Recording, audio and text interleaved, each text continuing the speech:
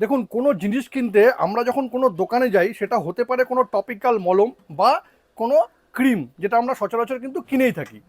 এই সমস্ত জিনিস কেনার সময় কিন্তু আমরা সেই জিনিসের এক্সপায়ারি ডেটটা কিন্তু বারবার করে চেক করে নিই। হতে পারে কোনো জিনিস আপনি আজকে কিনেছেন, বা কোনো মলম বা কোনো ক্রিম আপনি আজকে কিনেছেন, সেটার এক্সপায়ারি ডেট কিন্তু 2027-28 সালেও থাকতে পারে।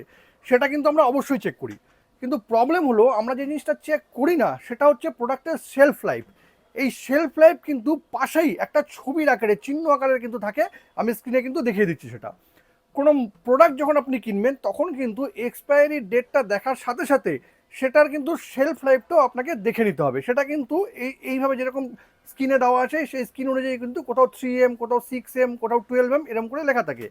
এটার মানে হলো, কোথাও যদি 3M লেখা থাকে, তাহলে মনে রাখতে হবে যে সেই প্রোডাক্টটা যখনই আপনি খুলবেন, ঢাকনা যখনই খুলবেন, তখন থেকেই কিন্তু 3 মাস পর্যন্ত সেই প্রোডাক্টটা আপনি ইউজ করতে পারবেন। আবার কোথাও যদি 6M লেখা থাকে, তার মানে ঢাকনা খোলার পর সেই প্রোডাক্টটা কিন্তু আপনি 6 মাস পর্যন্ত ইউজ করতে পারবেন। তো এই জিনিসটা কিন্তু অবশ্যই চেক করে নেবেন। আমরা কিন্তু প্রোডাক্টের এক্সপায়ারি ডেটটা চেক করি, কিন্তু শেলফ লাইফটা কিন্তু একদম চেক করি না।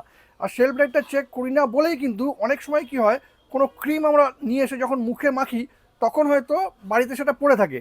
আবার দেখা গেল 6 মাস বা 1 বছর পর, যেহেতু তার এক্সপায়ারি ডেটটা 2027-28 পর্যন্ত আছে, আমরা ভাবি যে প্রোডাক্টটা এক্সপায়ার করেনি। কিন্তু সেই প্রোডাক্টটা যখনই আপনি খুলবেন, তার কিন্তু শেলফ লাইফটা শেষ হয়ে গেছে।